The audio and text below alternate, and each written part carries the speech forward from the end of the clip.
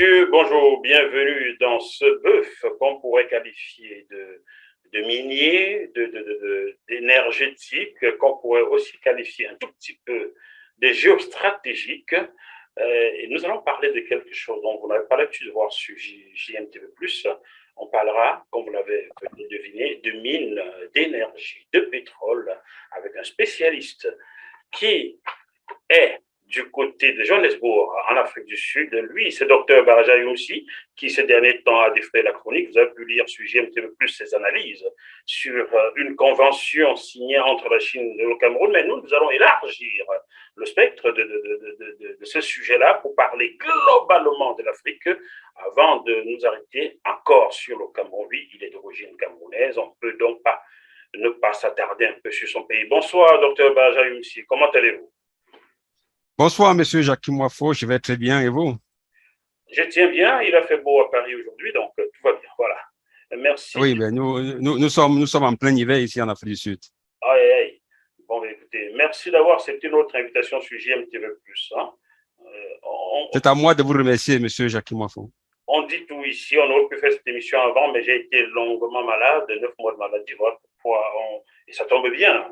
À l'époque, on avait des sujets, mais l'actualité au Cameroun et en Afrique s'y prête désormais, car vous êtes sans ignorer que le Mali vient de déclarer que les prochaines années, ce sont les mines qui feront sa richesse. Donc, on va revenir là-dessus. Alors, docteur Benjamin, aussi, vous êtes expert en mines et en pétrole. C'est ce que j'ai lu sur votre CV. Est-ce bien cela? C'est bien cela, oui. Très bien. Alors, votre cursus nous dit que vous avez obtenu en 2019 un bachelor en recherche et exploitation des ressources minérales, une maîtrise obtenue à l'Université russe de l'amitié des peuples. J'ai bien lu? Très bien. Très bien. Je pose rapidement les 3 grands diplômes que vous avez. Ensuite, vous êtes diplômé d'un master en recherche et exploitation du pétrole et gaz obtenu en 2001 dans la même université. Puis, en 2005, vous obtenez un doctorat, le PhD, c'est bien le doctorat. C'est bien cela. Donc, c'est bien ça. En 2005, vous êtes donc docteur dans la même université en évolution technologique et géologique de la marge atlantique et de l'Afrique. Je n'ai pas bien compris ce que cela signifie. Voulez-vous expliquer aux téléspectateurs et voir ce que cela signifie? Oui, en fait, le thème de ma thèse de doctorat en Russie était l'évolution géologique et tectonique de la marge atlantique de l'Afrique. Quand on parle de la marge atlantique de l'Afrique, ça part de la Mauritanie jusqu'en Namibie. Ah, d'accord, j'ai bien compris maintenant, j'ai bien compris. Alors, vous êtes également enseignant et chercheur. J'ai lu que de 2005 à 2006, vous êtes chef de projet adjoint du groupe. Non, ça, c'est même pas l'enseignement déjà, ce sont les projets sur lesquels vous avez travaillé. Entre 2005 et 2006, vous êtes chef de projet adjoint du groupe canadien Bema Gold, avec résidence à Moscou, République fédérale de Russie. Entre 2006 et 2008, vous êtes représentant Afrique centrale basé au Gabon et en RDC du groupe russe Renova. 2008 à 2012, vous êtes directeur de développement d'affaires Afrique du groupe brésilien VAL, avec résidence à Johannesburg en Afrique du Sud. Janvier 2012 à septembre 2013, vous êtes directeur technique Afrique et Moyen-Orient du groupe brésilien, du même groupe brésilien, donc VAL, avec résidence à Johannesburg en Afrique du Sud. Octobre 2016, vous êtes directeur de la stratégie et du développement d'affaires de la Société équatoriale des mines, entre parenthèses SEM, Libreville au Gabon. Je vous ai d'ailleurs rencontré à Libreville à cette occasion. Vous m'avez même présenté à votre directeur. Donc, chers téléspectateurs, on dit tout sujet un petit peu plus. J'ai été témoin de votre poste à Libreville.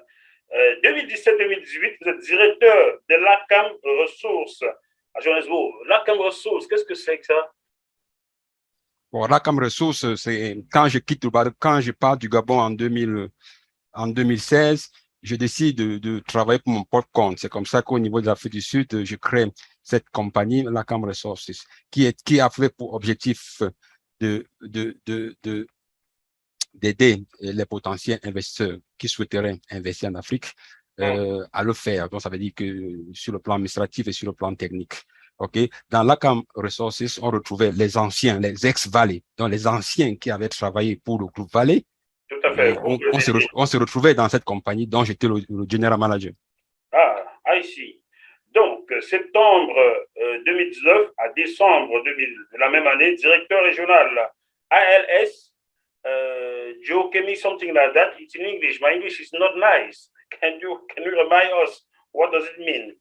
Oui, ALS Geochemistry, c'est un laboratoire de renommée internationale canadien. Toute compagnie minière qui veut vraiment faire certifier ses analyses, qui veut faire des analyses, choisit toujours LLS parce que LLS est reconnu mondialement. Si tu vas faire tes analyses dans un laboratoire un peu local, aucun investisseur ne prendra ces résultats au sérieux. Donc, LLS accrédité, certifié. Les résultats qui sortent des laboratoires LLS sont reconnus. Personne ne discute. Formidable. Et vous avez dirigé la section Afrique de ce laboratoire-là en 2000. Afrique de l'Est. Afrique de l'Est. Afrique de l'Est. Oui, Afrique de l'Est et du Sud, oui. Bon, j'ai vu Afrique du Sud. Et juin 2020, jusqu'à présent, vous êtes enseignant au département des mines et pétrole à l'école polytechnique de Bamenda au Cameroun. Vous êtes également enseignant-chercheur à l'université de Cape Town en Afrique du Sud. Vous êtes aussi enseignant-visiteur à l'université de Bukavu en République démocratique du Congo. Est-ce que j'ai fait une bonne quintessence de votre potentiel, de ce que vous êtes dans la vie? Oui, effectivement, vous avez passé en revue tout ce que j'ai eu à voir comme poste ou ce que j'ai comme poste en ce moment dans la vie. Je voudrais juste souligner, vous avez mentionné dès le début que j'ai travaillé pour le groupe Bemagold. Bon, peut-être vous n'avez pas compris, le groupe Bemagold, c'était un groupe canadien qui travaillait sur un projet d'or en Sibérie lointain de la Russie. Vous imaginez un Africain dans un projet en Sibérie où il fait moins 50 degrés. Donc, c'était le début de ma carrière professionnelle en principe. Je venais juste de finir mon PhD et c'est comme ça que j'ai été invité par les Canadiens de rejoindre le projet Coupole, c'est à Chukotka, et ça m'a pris 48 heures pour arriver sur site. Vous comprenez, parce que de Libreville à Magadan, c'était environ 12 heures de vol. Wow. Okay? Et il fallait prendre un autre avion de Magadan pour Chukotka, et ça faisait 3 heures. Et à Chukotka, il fallait prendre un hélicoptère MI-28. Et les Russes appellent ça MiG de Vatev aussi. Pour circuler dans les vallées. Bref, on volait, on survolait les vallées pratiquement à environ 200 mètres du sol pour arriver sur site. C'était vraiment assez intéressant et assez intéressant pour moi en tant qu'Africain, en tant que Camerounais, puisque j'étais le seul. Là-bas, les gens n'avaient jamais vu de Noirs. Donc, j'étais devenu un objet je sais pas. De curiosité. De curiosité, exactement. Donc, et encore, parti de Libreville où il devait faire autour de 38-40 degrés pour atterrir à moins 50. Je ne sais pas comment vous avez fait, mais bon, vous avez la peau dure, docteur Benjamin aussi. Merci. Alors, la première question qui me taraude de l'esprit, nous allons parler du cas général de l'Afrique. Quel est le potentiel minier de l'Afrique en général, docteur Benjamin aussi? Oh, le potentiel minier de l'Afrique, je pense qu'il faut prendre l'Afrique, regarder l'Afrique. Et moi, en tant que géologue, je regarde l'Afrique, je dirige l'Afrique et je divise l'Afrique en 2 blocs. Il y a l'Afrique du Nord et l'Afrique du Sud. Bon, quand je dis l'Afrique du Sud, c'est pas l'Afrique du Sud de Mandela, c'est ce qu'on appelle l'Afrique subsaharienne. OK? Puisque l'Afrique, sur le plan géologique, évolue pratiquement à 2 vitesses. Si l'Afrique du Nord a un sous-sol à 90% connu, l'Afrique subsaharienne reste en deçà de 40%. Donc, l'Afrique subsaharienne est vraiment très moins explorée. OK? Donc, quand on parle du potentiel, je ne peux que dire que le potentiel de l'Afrique en général est riche, OK, est énorme, mais nécessite des travaux de recherche. Et l'Afrique du Nord a assez rapidement compris que le sous-sol, c'est ça qui fait notre GDP. On appelle GDP, c'est en français, je ne me rappelle pas. Mais en principe, c'est ça qui fait notre valeur, notre ressource. C'est ce que nous avons, c'est notre patrimoine. Ah, d'accord. Et ce patrimoine, quand vous ne l'avez pas valorisé, reste encore ce qu'on appelle ressources, Ouais. même pas des réserves. OK? Mhm. Donc, on pense qu'il peut avoir ça. On n'est pas sûr que c'est ça. OK? Parce que quand on pense qu'il peut avoir ça, on appelle ça ressources. D'accord. Quand on est sûr que c'est ça, on appelle ça réserve. OK? Donc, l'Afrique du Nord a su partir de la ressource aux réserves. D'accord. Ce que nous n'avons pas pu faire chez nous. Parce que voyez-vous, la géologie ou l'exploration minière nécessite énormément de fonds. Mhm. Et ce que nous n'avons pas généralement dans nos pays de l'Afrique subsaharienne. D'accord. Mais néanmoins, les ressources restent énormes, les indices restent énormes, le potentiel reste énorme. On peut donc dire que c'est peut-être un mal pour un bien que les ressources d'Afrique subsaharienne ne soient pas encore passées en mode réserve. Connaissant le pillage du continent, il n'y aurait peut-être plus grand-chose. Donc, ça, c'est mon commentaire. Si vous voulez réagir là-dessus, libre à vous. Je ne pense pas. Je pense qu'au contraire, c'est en notre défaveur. C'est en notre défaveur dans la mesure où nous ne connaissons pas notre propre sous-sol. C'est un danger. OK? Parce que quand nous ne connaissons pas notre propre sous-sol et nous faisons venir des investisseurs véreux, bon, vous comprenez ce qui peut arriver. Ce qui peut arriver, c'est qu'ils peuvent découvrir quelque chose qu'ils ne vous disent pas.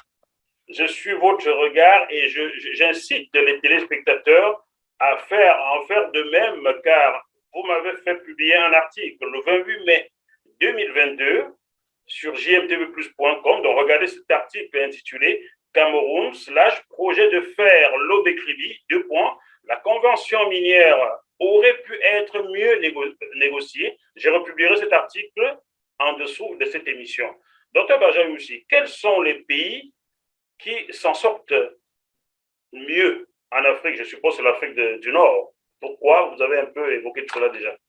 Y a-t-il en Afrique subsaharienne des pays qui s'en sortent mieux que d'autres sur le plan minier? Effectivement. Vous savez, nous sortons de l'époque coloniale. OK? Et cette époque, quand nous étions colonisés, il y avait deux grands blocs. Il y avait les Français de l'autre côté et les Britanniques de l'autre côté. OK? Et ces deux colonisateurs avaient des méthodes de gestion complètement différentes. OK? Si les Français étaient trop administratifs, les Britanniques étaient beaucoup plus pratiques. OK? Et ils essayaient de rendre leur colonie beaucoup plus indépendante. OK?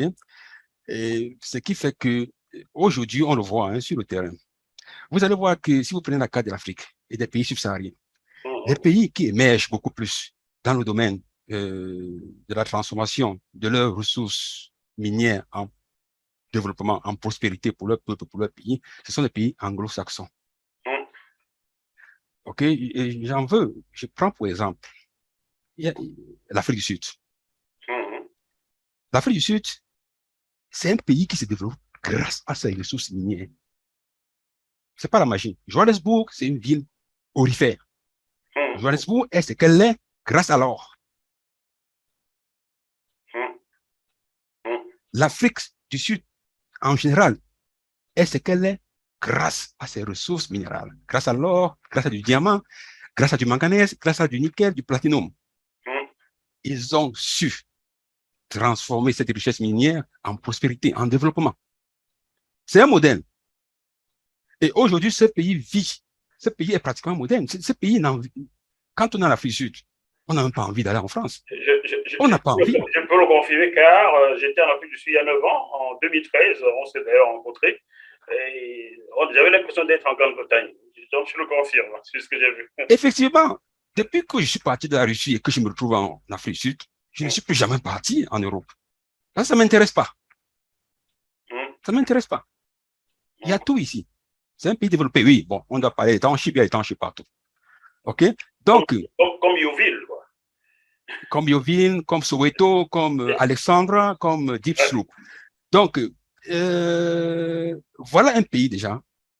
Deuxième pays qui m'a impressionné, Mhm. c'est la Namibie, monsieur pays, Jacques Moff. pays voisin de l'Afrique du Sud. Pays voisin, j'y étais. Hein. Voilà encore notre pays qui sait faire de sa ressource minière ou minérale la prospérité et le développement pour son pays. Mhm. C'est un pays où vous partez de Windhoek à l'intérieur de la ville sur des routes goudronnées. Les projets miniers sont à proximité des infrastructures.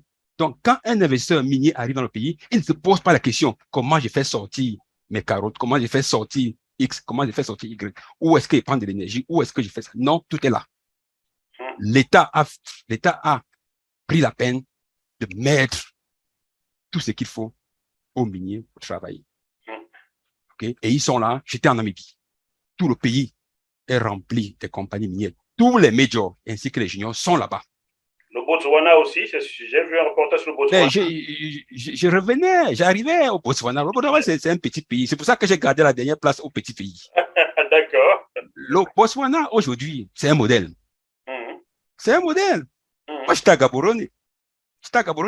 Vous savez, le Cameroun faisant partie du Commonwealth, les Camerounais n'ont pas besoin de visa pour se rendre au Botswana. Tout à fait. J'étais au Botswana. Et j'étais surpris, M. Jacques Moifo. J'étais surpris. Ce petit pays qui n'a que pour ses ressources, le diamant, a fait de ce pays un Kuwait City grâce aux ressources, grâce aux diamants. Et regardez le paradoxe, M. Jacques. Nous avons le Congo. Lequel? Congo RDC? Congo RDC. Oui. Nous avons une ville ou une province qu'on appelle le Kasaï. Oui. Le Kasaï occidental, comme capitale provinciale Bujumaï, qui aussi est une province riche en diamants. Mais je vous assure, c'est un contraste. Quand vous regardez le Botswana et Bujumaï. J'étais à Bujumaï en RDC en 2014, quand j'étais en train d'évaluer les gisements diamantifères de l'AMIBA. L'AMIBA, c'est cette compagnie nationale minière qui s'occupe du diamant dans le Bujumaï.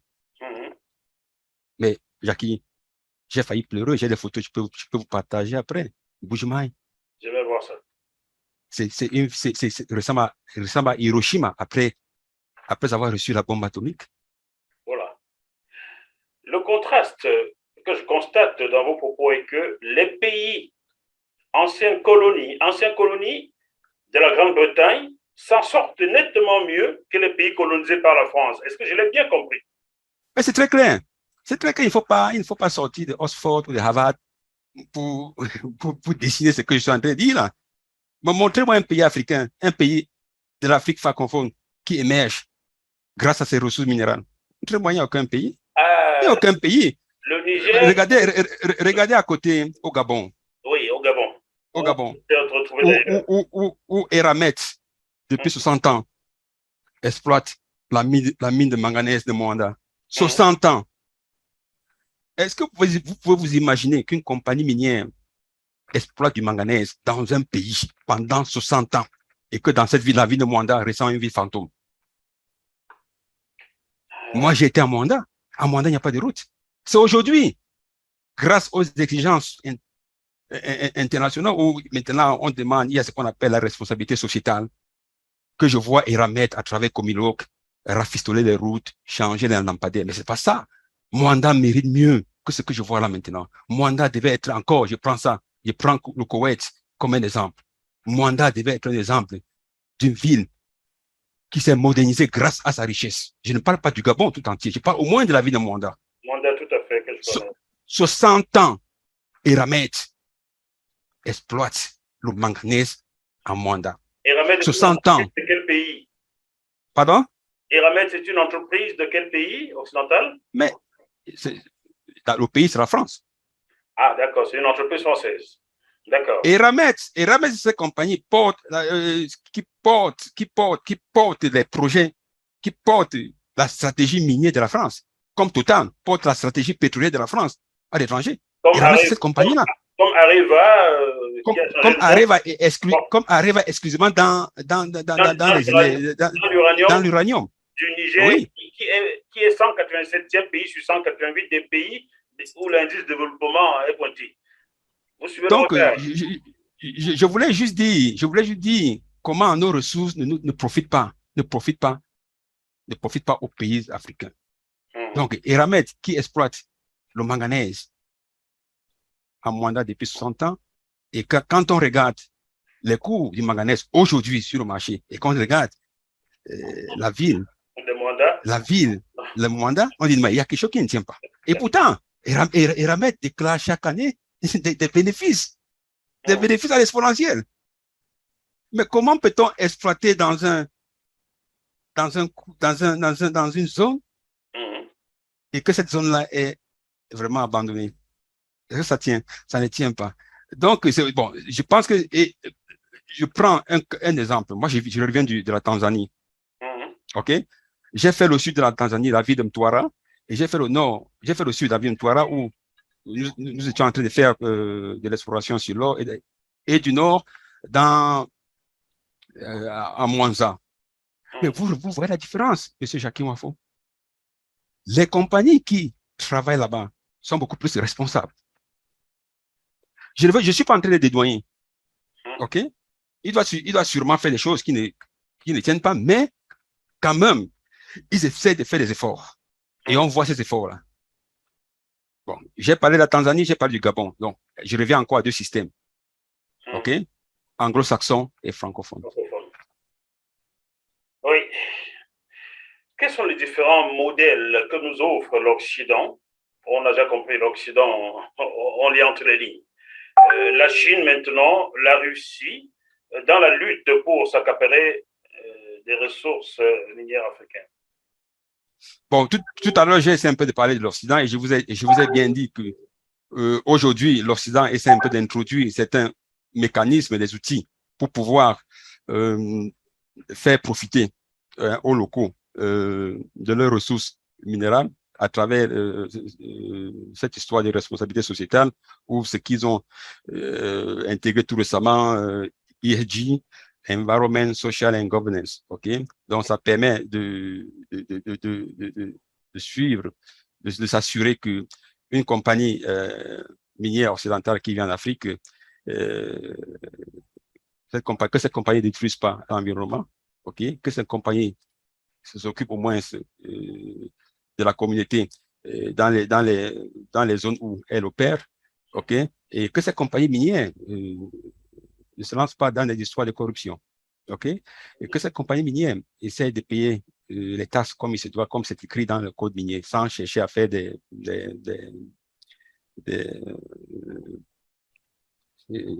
la fraude fiscale. Juste une parenthèse, c'est d'actualité car des entreprises ont été épinglées aux États-Unis qui expliquent que nous avons corrompu dans tel pays, tel. Donc c'est d'actualité ce que vous dites. Effectivement, donc ils essayent quand même d'empêcher leur compagnie de venir en Afrique et de jouer mauvais jeu. Okay? Bon, vous parlez du cas de Glencore. Effectivement, Glencore a été épinglé. Ils ont été même amendés à 1 milliard 250 millions de dollars pour des faits de corruption dans des pays africains. Donc, voilà. Donc, aujourd'hui, l'Occident nous propose ceci. OK? Nous voulons bien investir dans votre secteur minier, mais nous vous assurons la bonne gouvernance, nous vous assurons le développement durable. OK? Nous avons le second modèle, qui est le modèle chinois. Je vous rappelle que les Chinois sont en Afrique, ça fait déjà au moins 25 ans. Peut-être je me trompe, mais je pense que c'est 25 ans. OK? Les Chinois sont venus avec le modèle infrastructure contre vos minerais. Ce modèle a été vraiment mis en RDC. OK? Mais ce modèle a montré ses défaillances. Où les Chinois, comme ils en ont l'habitude, se sont mis à dévaloriser toutes les mines qu'on leur proposait. Donc, ça veut dire que quand les Congolais leur donnaient un gisement, ils disaient que ça, c'est 1 million de tonnes de cuivre, les Chinois faisaient des efforts pour dire que non, c'est pas 1 million, c'est 200 000 tonnes. OK? Ouais. Et il y a eu problème. Vous vous rappelez, la Banque mondiale, le FMI, ils ont tapé dessus. OK? Voilà. Ça, c'est le modèle chinois. Donc, le modèle chinois, en principe, c'est quoi? Les infrastructures, la corruption qui se cache derrière les infrastructures et en échange des minerais. Et les minerais, on vous dévalorise les minerais. Ça veut dire que vous vous retrouvez à donner 10 mines pour une route, alors que normalement, il fallait donner une mine pour cette route-là. Vous comprenez? Voilà, c'est ce qui s'est passé au Congo, en RDC. Maintenant, vous avez le nouveau modèle, le modèle russe. Et il faut le dire. C'est un modèle assez très simple. Bon, entre parenthèses, je suis pratiquement russe parce que j'ai fait 15 ans là-bas et j'ai une famille russe. OK? Les Russes viennent avec le nouveau modèle. Nous vous demandons les armes, nous vous donnons Wagner. Wagner, c'est cette compagnie de mercenaires qui assure la sécurité et la défense. Et contre ça, vous minerez. Et j'en veux pour preuve. Nous avons un modèle qui fonctionne pas mal. La Centrafrique. Oui. La Centrafrique, je ne suis pas en train d'ouvrir des secrets. L'or et l'uranium de la Centrafrique est contrôlé par le groupe Wagner. OK? Surtout l'or. Personne ne peut plus exploiter l'or en Centrafrique, là où je vous parle. C'est contrôlé par Wagner. OK? Et qui est-ce qui contrôle le Wagner? Parce que bon, là, moi, je ne sais pas. Bon, je sais que c'est une compagnie russe qui contrôle. Bon, je ne sais pas. Donc, c'était juste pour vous dire le modèle qui se présente en ce moment. Wagner, les minéraux. Voilà la Centrafrique. Le même modèle est en train de s'appliquer au Mali. Et je vais le voir aujourd'hui, ils ont signé un contrat sur les ressources minières avec la Russie. Donc, j'avais raison. OK? Donc, encore une fois, nous assurons votre défense, nous vous fournissons les armes, vous avez Wagner pour lutter contre les terroristes. En retour, nous voulons vos minéraux. Vous savez, M. Jackie Moafo, que le Mali est le premier producteur de l'or en Afrique centrale. En Afrique. Bon, j'ai pas en Afrique de l'Ouest, moi en Afrique, non pas Afrique, parce qu'il y a aussi l'Afrique du Sud qui produit beaucoup d'or. Donc, l'Afrique de l'Ouest. Oui, au niveau de l'Afrique de l'Ouest, le Mali est le premier producteur d'or. Pourtant, il n'est pas classé parmi les 100 premiers producteurs au monde d'or. En dehors de l'or qui est exploité au Mali, il y a encore d'autres minéraux. Lesquels, par exemple? Stratégiques. Lesquels? Stratégiques. OK? Donc, vous allez nous citer quelques-uns, là? Non, j'ai parlé des minéraux. Regardez sur le marché maintenant quels sont les minéraux stratégiques, vous allez comprendre. Donc, il y a d'autres minéraux. Dans le pipeline, il y a le Tchad qui arrive. J'ai fait partie d'une mission avec les Russes au Tchad. Vous revenez du Tchad, oui, vous m'avez envoyé des photos, tout récemment, vous étiez au Tchad avec un groupe de quel pays? Russie? Oui, un groupe russe. Nous revenons du Tchad dans le cadre d'une mission qui semble à la mission qui s'est passée en Centrafrique, qui s'est en train de se passer au Mali. Mais je ne veux pas dire que je suis complice. Moi, je travaille. Vous travaillez? Ben, okay. Ça va pas plaire à l'Élysée, ce que vous dites là. Hein? Pardon? Ça n'engage que moi. Ne commentez pas du tout. Non, moi, je travaille. On m'invite de travailler, je travaille. Je fais mon travail, je passe là-dessus. Okay? Donc, on m'invite, Baréja vient faire de la géologie, je viens faire de la géologie. Mais je sais déjà dans quel contexte je travaille. Je travaille dans un programme. OK? Ben, j'ai eu des problèmes parce que pendant qu'on travaille, il y a des informations qu'il ne faut pas divulguer à la partie tchadienne. Ce que j'ai trouvé pas normal. Vous ne pouvez pas venir sur les terres des Tchadiens, vous travaillez, vous leur cachez des informations. Et pourtant, quand devant les caméras, vous dites que vous êtes transparent. Moi, je trouve qu'il y a quelque chose qui ne marche pas. OK? Je ne dois pas être complice de cette histoire. Donc, je travaille et je dis ce que je vois. Je suis un géologue. Le géologue, quand il marche, il voit une pierre, il décrit cette pierre. OK? Voilà. Donc, c'est ce que je fais. Donc, vous voyez, là, je vous ai présenté le front modèle. En ce moment, en Afrique. Bon, certains m'ont dit non, ben, pourquoi tu dis que l'Occident vient avec la bonne gouvernance, vient avec le développement durable. Mais ce sont eux qui nous ont pillés par le passé. Bon, monsieur Jackie, moi, je parle du présent. Parce que si on veut rentrer dans le passé, si je vais dans le passé, oui. Vous n'êtes pas historien, vous êtes géologue. Je suis géologue. Je travaille au présent. Non plus. Dans le présent, non, je suis expert. Je donne mon point de vue sur des projets. Je donne des avis purement techniques. Okay? Donc, ce que je vois aujourd'hui, en ce jour, voilà les 3 modèles que je vous présente. Parce qu'en dehors d'être géologue, je suis aussi, j'ai participé dans des négociations des contrats miniers. Tout à fait, on va Ok. en parler là, c'est dans la suite. J'ai fait beaucoup ce qu'on appelle en anglais government relationship. Ça veut dire que j'étais dans les couloirs Hum, des grandes décisions, pas dans mon pays, dans d'autres pays. hum. OK? Voilà. Euh, Comment pourriez-vous décrire les lois dans différents pays, les lois sur les mines dans différents pays d'Afrique que vous connaissez? Bon, la loi minière, ce qu'on appelle généralement le code minier, dans différents pays, varie, hein, varie fonction encore de ce que je vous ai dit tout à l'heure, du bloc francophone, du bloc anglophone. Ah, Vous voyez, c'est assez clair que moi, je ne comprends même pas. Quand vous prenez le code minier de la Zambie, par exemple, hum. et vous interposez le code minier congolais, vous sentez la différence. OK? Vous sentez la différence, vous sentez La que c'est différence, assez c'est clair, à quel limpide. niveau? À quel niveau? C'est quoi la différence? Bon, par exemple, la différence, très simple. Le processus d'obtention d'un permis, clairement défini. OK? En Zambie, par exemple, quand j'introduis ma demande de permis de recherche, je sais qu'en un mois, j'obtiens. Hum, Soit j'obtiens, soit j'ai un refus. En un mois. hum.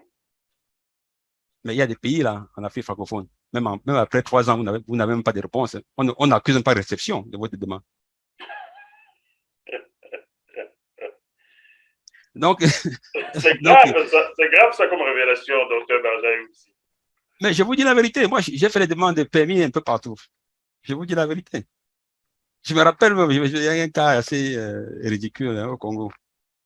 Je travaillais pour le groupe brésilien, le premier groupe Hum, de production de fer dans le monde. hum. J'ai fait ma demande de permis de recherche dans la ceinture cupifière du Katanga. Hum. Vous savez ce que j'ai obtenu comme réponse du ministre des Mines de l'époque? Non, dites-moi. Il me dit ceci, votre compagnie n'a pas de capacité financière. Le premier groupe au monde Mondial, financier. producteur de fer. Un ministre, j'ai encore la lettre. Hein. J'ai gardé cette lettre, c'est comme un trophée pour moi. Il m'a répondu sans avoir froid aux yeux. Waouh. Votre compagnie n'a pas de capacité financière. Donc, ça veut tout dire. OK? Ça veut tout dire. C'était pour vous dire que les lois minières entre les deux blocs francophones et anglophones, c'est assez clair, on voit la différence. Chez les anglophones, on sont encore très pragmatiques, sont très pragmatiques. Okay? Quand vous lisez le code minier, c'est straightforward. OK? Vous allez déposer votre demande, après 2 semaines, si vous n'avez pas ceci, vous faites ceci. OK? Après 1 mois, si vous n'avez pas une réponse, voilà. Ça vaut réponse. Le silence vaut réponse. Voilà. Le silence veut dire que vous avez déjà obtenu et c'est fini. Alors que chez les francophones, rien n'est défini. Ça devient 3 ans. Vous n'avez pas de résultats, vous n'avez pas de réponse. C'est fait qu'il est difficile pour une entreprise minière de s'installer dans le bloc francophone. Dans le bloc anglophone, c'est ce que j'ai compris. Regardez un peu la carte minière et comment les majors ou les juniors rentrent dans les pays. Vous allez constater que dans les pays anglophones, les gens y vont facilement. Mais dans des pays francophones, ça attire un peu. Mais aujourd'hui, quand même, il y a une différence. Regardez un peu l'Afrique de l'Ouest. En Afrique de l'Ouest, il y a beaucoup plus d'activités minières de ce côté-là. J'en veux pour preuve. Le Burkina Faso, oui. le Mali, oui. La Côte d'Ivoire. Voilà des pays qui attirent de nombreuses compagnies minières canadiennes et australiennes. La Guinée-Conakry aussi, vous y avez été d'ailleurs. La Guinée-Conakry, on avait le projet sur le fer de Simandou. Bon, malheureusement, il y a eu un problème et va laisser retirer. La Guinée un peu, bon, parce qu'il y a l'instabilité un peu là-bas et vous savez, les miniers n'aiment pas trop quand ça bouge. Okay? Donc, je vous ai parlé des 3 pays, le Mali, Burkina Faso, la Côte d'Ivoire. Comment je fais pour maîtriser les activités? Vous savez, moi, j'ai travaillé dans un laboratoire canadien, LLS, je vous ai dit ça tout à l'heure. OK? Et ce laboratoire, ce grand laboratoire canadien basé en Afrique du Sud, qui analyse les échantillons de toutes les compagnies minières, pratiquement toutes les compagnies minières qui travaillent en Afrique. Donc, ça m'a permis de voir où est-ce que l'exploration marche bien. Donc, quand je sors 3 pays, ça veut dire que je recevais beaucoup d'échantillons de ces pays-là. D'accord. OK. Voilà. Voilà. Donc, c'est pour dire, oui, il y a un souci avec les pays francophones, mais il y a des pays francophones qui émergent. Par exemple, j'ai cité le Mali, le Burkina Faso, la Côte d'Ivoire. Il y a des compagnies canadiennes, des compagnies australiennes. Il y a même des compagnies suisses. Par exemple, Endeavor, c'est une compagnie suisse. Bon, sans oublier qu'il y a aussi des Chinois là-bas. Il y a des Russes. Il y a par exemple le Norgold au Burkina Faso, qui a 2 projets au Burkina Faso et un projet en Guinée. Donc, voilà, les gars se bousculent là-bas. Mais en Afrique centrale, vous avez été au Gabon pour la SEM, la Société équatoriale des mines, créée par le président Ali Bongo au début des années 2000. Vous avez travaillé plusieurs années, d'ailleurs, on s'était rencontrés, je l'ai déjà dit. Est-ce que ces compagnies se bousculent-elles pas au Gabon où il semble avoir une structure qui tient là-haut? Bon, le Gabon s'en sort nettement mieux. Hein. Le Gabon s'en sort nettement mieux. Et comme vous l'avez mentionné, j'ai travaillé pour le compte de la Compagnie nationale minière au Gabon. J'avais été invité dans le plan du plan gabonais, du plan stratégique Gabon émergent du président Ali Bongo. Et il y avait qui était sur 3 axes. L'un des axes était le secteur minier. Le président Ali Bongo avait une politique assez simple. Il voulait que le secteur minier soit au même niveau que le secteur pétrolier en termes d'apport dans l'économie gabonaise. Donc, nous, au niveau de la compagnie nationale, avions ces instructions de tout faire pour redynamiser le secteur minier. Et donc, c'est comme ça que j'ai été invité en tant que directeur de la stratégie. Donc, en principe, c'est moi qui définissais la stratégie de la compagnie et c'est moi qui était en charge du développement d'affaires. Okay? Là, c'était en 2013 et j'arrive quand la compagnie n'a que 1 an. Et c'est mon directeur général, monsieur Fabrice Bekali. Tout à fait. Oui, qui m'invite. Il est aujourd'hui DG d'une structure au Sénégal. Il m'invite, il me fait confiance. Il me donne tous les points. Il me dit, Baraja, écoute, je te fais confiance, travaille. Et il met les moyens. Et nous avons travaillé. Quand j'arrive dans la compagnie, la SEM n'a aucun permis. Parce que la SEM au Gabon est considérée aussi comme une compagnie comme tout autre, sans avantage. D'accord, je vois. Donc, nous devons aussi aller nous allier au ministère pour demander les permis. OK? Parce qu'il faut, j'insiste sur ce point, nous avons la même chose au Cameroun, mais la SONAMI au Cameroun se pense qu'elle est un ministère. On va y arriver, c'est prévu, hein? C'est prévu dans la deuxième partie. Donc, la Société équatoriale des mines, une compagnie minière nationale, prend la queue, comme toutes les autres compagnies, pour demander le permis, et sans avantage, sans favoritisme. Okay? Donc, nous, on vient avec le dossier, on défend le dossier de demande de permis. Parfois, ça traîne parce que nous n'avons pas été convaincants. OK? Donc, voilà. Donc, la rigueur s'applique même sur nous. Nous-mêmes de la compagnie nationale. OK? La compagnie nationale rattachée à la présidence, nous étions rattachés à la présidence, on rendait compte à Mexan à Combessi, le directeur du cabinet du président. Le cabinet, et Fabrice Bekali, voilà, qui est autochtone gabonais. Bien sûr. Voilà, donc il faut le dire. Nous rendions compte à Mexan, qui était le directeur du cabinet. Donc, voilà, nous sommes battus. On a travaillé, on a bossé. Nous avons créé le comptoir gabonais d'achat d'or, la CICO.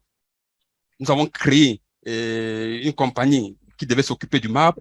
Nous avons créé une compagnie qui devait s'occuper du fer et du manganèse. Nous avons obtenu des permis pour nous-mêmes. Bon, comme toujours, vous savez, une compagnie minière, il faut de l'argent. Parce que toute compagnie minière commence d'abord par l'exploration. Dans notre travail, il y a toute une méthodologie. Il n'est pas, il n'y a pas, ce n'est pas le maraboutisme. La recherche minière n'est pas le maraboutisme. On commence par les BABA. On commence par d'abord circuler le terrain, faire une cartographie, faire des tranchées, faire de la géochimie, faire des levées géophysiques.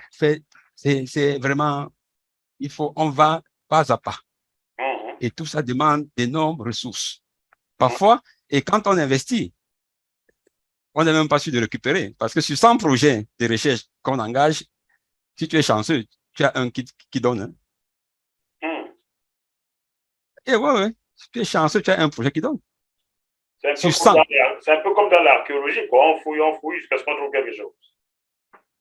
Parfois, on ne le trouve même pas. Donc, vous pouvez prendre une licence sur l'or ou sur les métaux de base, tout ça là, mais vous ne trouvez rien. Vous ne trouvez rien, bon, disons, économiquement rentable. Vous pouvez avoir des choses, mais ça ne vous permet pas de mettre une mine là-bas. OK? Donc, nous avons fait un très grand travail. Et on avait pratiquement les mêmes missions que la Sonamine a. La gestion des participations de l'État dans les joint ventures, la promotion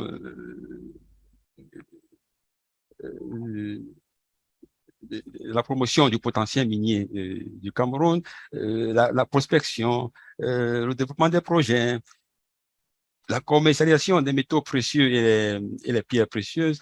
Bon, tout ça, c'est pratiquement la même mission. Nous avons travaillé, on a fait ce que nous pouvons faire, et au bout de 3 ans, 4 ans, il y avait des résultats concrets. Et la SEM, aujourd'hui, vous pouvez aller au Gabon, la SEM aujourd'hui a tout un headquarter au bord de mer. Ça veut dire que la société existe toujours, même si M. Bekele n'est plus à sa tête, la société existe toujours, continue de faire son travail. C'est ce que je comprends. La société existe. Je vous dis, nous étions les premiers, nous étions les pionniers. Et nous avons mis sous le leadership de M. Fabrice Bekele une fondation assez solide. La SEM aujourd'hui vit grâce à nos efforts. Nous sommes sacrifiés. Quel pourrait être l'apport du secteur minier dans l'économie de certains pays d'Afrique? Choisissez ceux que vous voulez, ceux dont vous voulez parler. Bon, pour parler d'abord de l'apport du secteur minier, il faut déjà connaître quel est ce secteur minier dont on veut que son apport puisse influencer sur le développement du pays. Okay. Je vous ai dit tout à l'heure que l'Afrique subsaharienne n'est pas explorée. OK. Et donc, si elle n'est pas, si n'est pas exploré, vous attendez quoi? Vous attendez quel rapport? Donc, nous devons au niveau de l'Afrique subsaharienne vraiment définir des stratégies. OK? Définir des stratégies et mettre sur pied ce qu'on appelle master plan en anglais. Master plan, c'est un programme de développement du secteur, son secteur. Et il ne faut pas que ce soit des outils juste pour faire plaisir. Hein. Quand on définit un master plan, il faut que ce soit assez sérieux et qu'on est vraiment sûr de mettre ça en exécution. OK? Donc, dans beaucoup de pays, que ce soit en Afrique de l'Ouest, que ce soit en Afrique centrale, il n'y a pas vraiment une politique, une stratégie, une vision de notre secteur. Okay? Et quand on n'a pas de vision, ça veut dire qu'on navigue à vue. Okay? Donc, je prends l'exemple du Gabon que je connais mieux. Il y avait une vision. Mais sauf que dans la vision, il manquait les ressources. Des ressources? Oui, des ressources, de l'argent. Financière. Il n'y avait pas d'argent. Il n'y avait pas d'argent pour pouvoir appuyer la vision. Parce que quand on arrive, Comiloc, qui devait être notre bailleur de fonds, parce que c'est nous qui portions les parts de l'État dans Comiloc. Nous étions à 28% et Ramet un peu plus de 60% et des partenaires privés 5 ou 6%. Donc, quand on arrive, quand le transfert des parts de l'État dans Comiloc revient à la SEM, l'année, la Comiloc décide sur 3 ans de ne pas payer les dividendes. Oula. Oui, nous sommes à sec. Comiloc, entreprise française aussi. Entreprise française décide que les cours du manganèse sur le marché sont au plus bas et qu'on ne doit pas s'attendre à des dividendes sur les 3 années. Ils ont défini 3 ans. Parce qu'ils se disaient que bon, ils avaient la construction de l'usine métallurgique de Moanda, que vous connaissez, et de l'école des mines de Moanda. Donc, pour eux, c'était un grand investissement qu'ils étaient effectuer. Donc, il était hors de question de payer, de donner des dividendes aux actionnaires. Ils prennent cette décision-là unilatéralement. Ah ben, sont eux qui gèrent la mine. Les entreprises françaises en Afrique prennent des décisions unilatéralement au vu au su de tous. L'État n'a rien dit. Bon, si vous montrez des résultats, ils vous disent que bon, voilà, c'est comme nous avons, on ne peut pas payer. Bon, on n'avait pas de choix. Bref, on n'a pas perçu de dividendes pendant 3 ans. Et c'était pendant ces années que nous étions en train de bosser au niveau de la SEM pour pouvoir faire du secteur minier ce fer de lance de l'économie gabonaise. Ok, donc on était amputé de la bonne partie. L'argent, on n'en avait pas. Ok, donc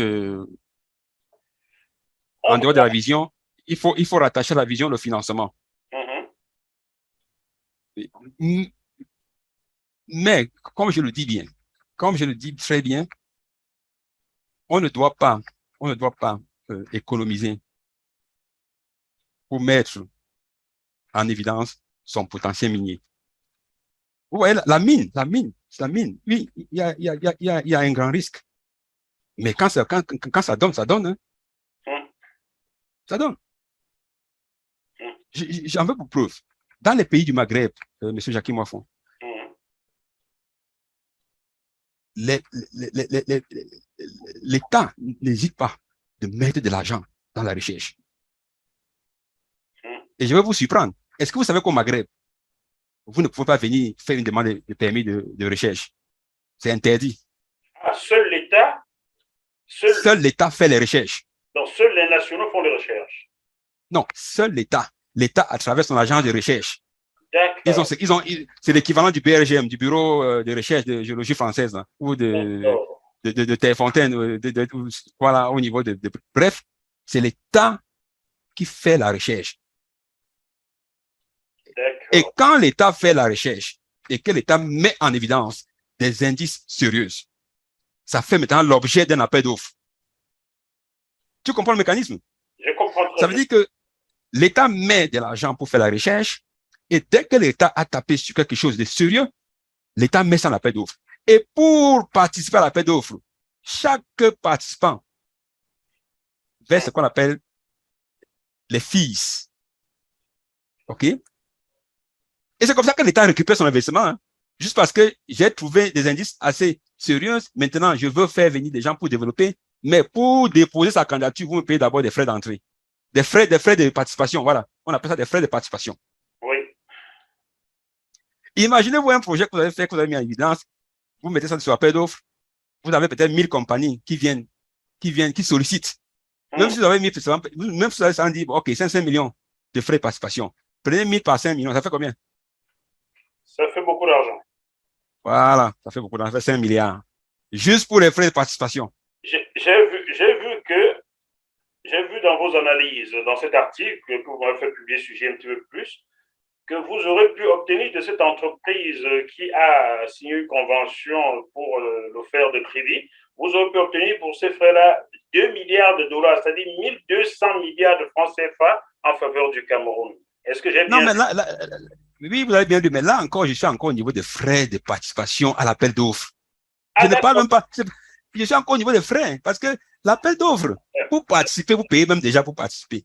Et quand vous avez gagné, maintenant, on vous appelle, venez vous asseoir, on discute maintenant. Alors. D'accord, participer, chaque participant paye. Vous êtes 10 ans. Chaque participant paye d'abord.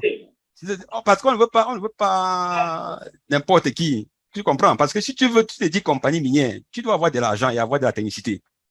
Si tu n'as pas l'argent, ça veut dire que tu ne participes pas. C'est comme ça qu'on fait pour éliminer tous ces charronniers qui tournent autour des permis miniers pour aller lever de l'argent sur les places boursières. Ah, j'apprends des choses. Chers téléspectateurs, Je sais que c'est passionnant ce que Dr Badaï aussi me dit, mais nous sommes obligés de marquer une pause. On se retrouve dans la seconde partie de cette émission dans quelques minutes. À tout de suite.